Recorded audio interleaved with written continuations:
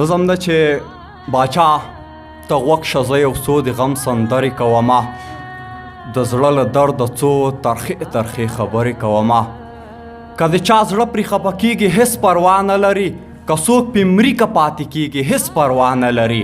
نور مې د زړه دردونه خپل زړه کې ساتلی نشم نور خدای وهلی پټه خوله پاتې کېدلی نشم څو پورې چې ژوندی وم تر هغې پورې به دا وایم که څوک مې وژني او که نه زه به رښتیا وایم اول د دې ورکو پښتنو د حال پوښتنه کوم بیا د خپلو شهیدانو حق غوښتنه کوم ما ته یې مه ښایي ما ته معلوم دي دا کسان ما ته د خپلو شهیدانو قاتلان معلوم دي زه چې ورپاسو دغه خپل ورکړی پور ترې یوسو که په رضا نه وي نو زه چې یې په زور ترې یوسو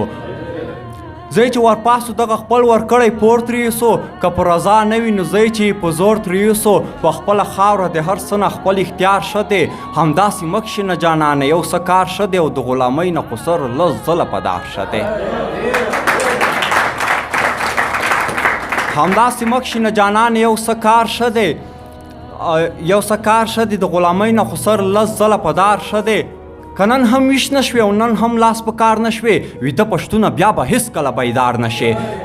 که نن هم ویښ نه شوې او نن هم لاس په کار نه شوې ویده پښتونه بیا به هېڅکله بیدار نه شې نن راولاړ شه نن د حق په لاره پل واخله نن د اسد او ارمان شهید بدل واخله ته ورته ناستې پر بالښت کلار سری شی دی تر ژبې لاندې د مثبت او لوی نسواري شی دی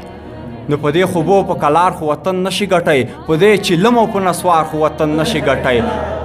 نو په دې خوبو په کلار خو وطن نشي ګټی په دې چیلم او په نسوار خو وطن نشي ګټی خاوره د مور د زه د مور په سر د ننګ وکه پاسه د وخت د پیرنګیانو سره جنګ وکه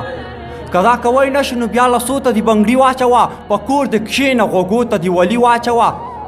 که دا کوی نشي نو بیا لسو ته د بنګړي واچوه په کور د کښېنه غوږو ته د ولي واچوه په پټه خوله که مې پلار وي زه یې نه منمه بیا که هر څومره ایماندار وي زه یې نه منمه دا په خپله او زه په خپله لار ښه یم همداسې مه کښېنه جانانه یو څه کار ښه دی او د غلامۍ نه قصر لس ځله په دار ښه دی او بېننګه خلک مې بیخي نه دي په کار پروردګاره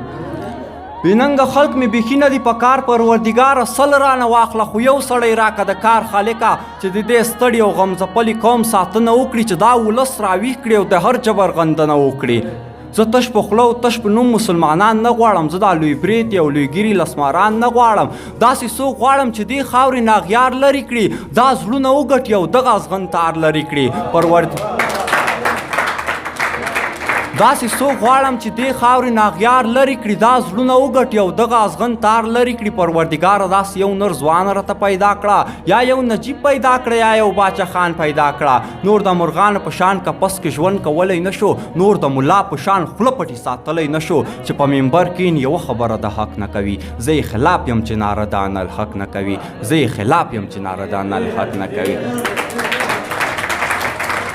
د نورو شاعرانو د شعرونو لیدو لپاره همدا اوس د شیبه باران یوټیوب چینل ته لاړ شئ زموږ چینل سبسکرایب کړئ د زنګ بټنه کېکاږئ او د خوندورو ادبي خپرونو څخه خوند واخلئ